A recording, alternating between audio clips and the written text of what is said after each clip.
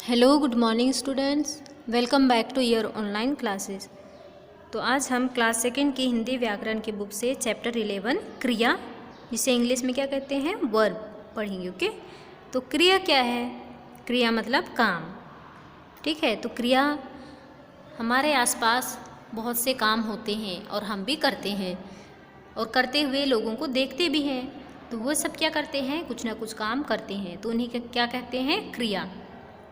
तो क्रिया का अर्थ क्या है? काम का करना। तो हम परिभाषा किस तरीके से कर सकते हैं? किसी काम का करना या होना क्या कहलाता है? क्रिया कहलाता है।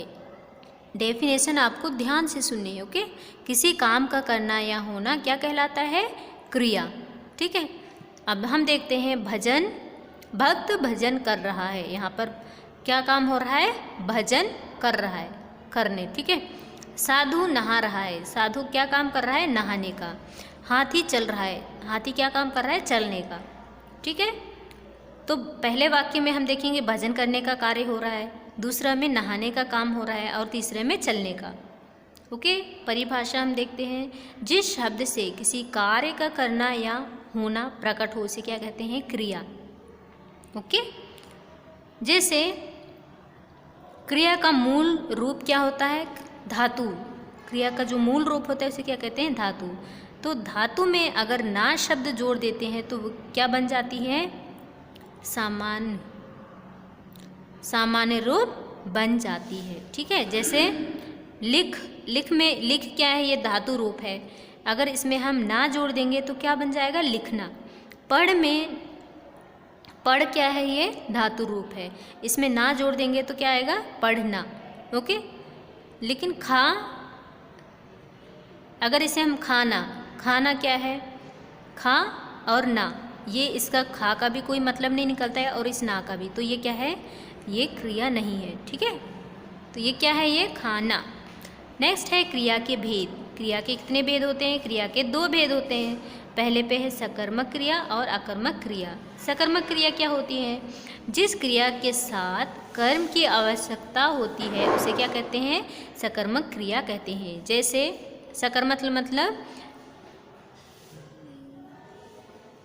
क्रिया के साथ कोई भी कर्म की जरूरत होती है, मतलब काम की। ओके, तो उसे क्या कहते हैं? सकर्मक क्रिया। यहाँ पर आप देख सकते हैं राजीव सेब खाता है। राजीव सेब खाता है। अगर हम प्रश्न करेंगे, अगर हम प्रश्न पूछते हैं कि राजीव सेब खाता है, तो यहाँ पर प्रश्न क्या बनेगा? क्या खाता है? तो कर्म क्या है? सेब। ओके, जो सेब है वो क्या है? कर्म है। मीरा पत्र लिखती है। मीरा पत्र लिखती है, तो मीरा क्या लिखती है? तो यहाँ पर कर्म क्या आएगा? पत्र। उत्तर, हमारा उत्तर क्या आ रहा है? पत्र। राजीव खिलौना लाएगा। राजीव क्या लाएगा? क्या का उत्तर क्या आएगा? खिलौना। तो ये क्या है? कर्म है। ओके, नेक्स्ट है आपका अकर्मक क्रिया। अकर्मक क्रिया क्या होती है? पहले परिभाषा हम देखते हैं सकर्मक क्रिया की। क्रिया से पहले क्या लगाकर प्रश्न करने पर यदि उत्तर मिले तो वे क्या कहलाती हैं? सकर्मक क्रिया कहलाती है। ठीक है, अब नेक्स्ट है अकर्मक क्रिया। जिस क्रिया के साथ कर्म की आवश्यकता नहीं होती है उसे क्या कहते हैं? अकर्मक क्रिया। जैसे उदाहरण, बच्चा सोता है। क्या सोता है? बच्चा क्या सोता है? तो यहाँ पर कर्म है? नहीं। ठीक है, श्याम खेलता है। क्या खेलता है? क्या खेलता है? यहाँ पर कोई उत्तर नहीं आ रहा है, तो ये क्या है? इसमें कर्म की जरूरत नहीं पड़ती है।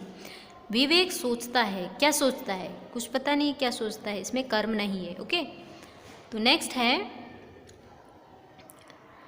अगर इसकी परिभाषा क्या होगी? अकर्मक क्रिया। क्रिया से पहले क्या लगाकर प्रश्न पूछने पर यदि उत्तर नहीं मिले, उत्तर नहीं मिलता है तो उसे क्या कहते हैं? अकर्मक क्रिया। इसके बाद में हम देखते हैं क्रिया के कुछ अन्य भेद भी हैं जिसे हम प्रयोग करते हैं। जैसे संयुक्त क्रिया। जब दो या दो से अधिक क्रियाएं मिलाकर प्रयोग की जाती हैं तो उन्हें क्या कहते हैं?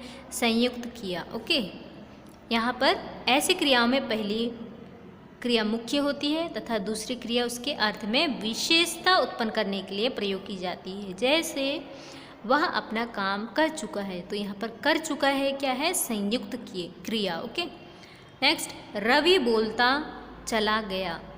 चला गया है, ये संयुक्त क्रिया है। ओके। नेक्स्ट है प्रेरणार्थक क्रिया। प्रेरणार्थक क्रिया क्या है? ये जब कर्ता स्वयं कार्य ना करके किसी दूसरे से उस कार्य को करवाता है, उसे क्या कहते हैं? उसे प्रेरणार्थक क्रिया कहते हैं। जैसे महिमा ने कजरी से पत्र पढ़वाया। महिमा अपने आप पत्र नहीं पढ़ रही है, बल्कि वो किससे पढ़वा रही है? कजरी से। ओके। दिनेश ने नौकर के द्वारा मुझे बुलवाया। दिनेश खुद अपने आप नहीं बुला रहे, बल्कि किसके माध्यम से बुलवा रहा है? नौकर के माध्यम से। ओके। नेक्स्ट है नाम धातु क्रिया। संज्ञा, सर्वनाम या विशेषण शब्दों से बने क्रियापदों को अगर नाम धातु क्रिया कहते हैं। ओके। जैसे यहाँ पर दिया है, संज्ञा से हाथ, हाथ से क्या आएगा? हथियाना। बात से बतियाना। और सर्वनाम शब्दों के तो यहाँ पर क्या आएगा? अपना से अपनाना, मैं से मिमियाना। विशेषण से नरम से नरमाना, गरम से गरमाना। ओके। नेक्स्ट है, हम देखते हैं क्रिया पर लिंग का प्रभाव और क्रिया पर लिंग का क्या प्रभाव पड़ता है। जैसे उदाहरण दिया है, चिरंजीव विद्यालय गया। ये क्या है? गया क्या है? ये पुल्लिंग। श्वेता विद्यालय गई, क्योंकि चिरंजीव है ये पुरुष जाति का बोध कराते हैं, पुल्लिंग। ओके। श्वेता है क्या है? ये स्त्री जाति का बोध कराती है, लड़की का नाम है। ओके। तो ये क्या है? गई आएगा। यह लड़का रोता है। लड़का क्या आएगा? रोता है। यह लड़की रोती है। लड़की है तो स्त्री जाति का बोध करा रही, तो रोती। मैं प्रता जल्दी उठा था।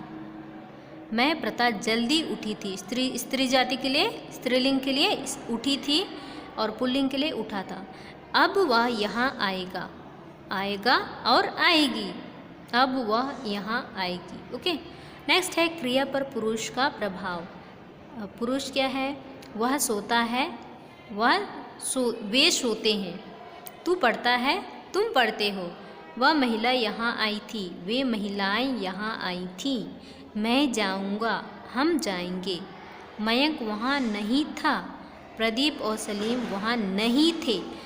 तो यहाँ पर सोता है किस में बदल जाएगा? सोते हैं। पढ़ता है, पढ़ते हैं। आई थी, आई थी। जाऊँगा, जाएंगे। था, थे। इसके बाद में है क्रिया पर काल का प्रभाव। ठीक है। तो ये काल आपको हम नेक्स्ट वीडियो में समझाएंगे। ओके। तो इस तरह से ये आपका चैप्टर फिनिश हुआ। इस चैप्टर के एक्सरसाइज आपको व्हाट्सएप ग्रुप में सेंड किया जाएगा। ओके। Thank you. इसके अलावा हम जो कुछ टॉपिक्स आपको बाद में एक्सप्लेन करेंगे, उसे आपको नहीं करना है। ओके। Okay, thank you.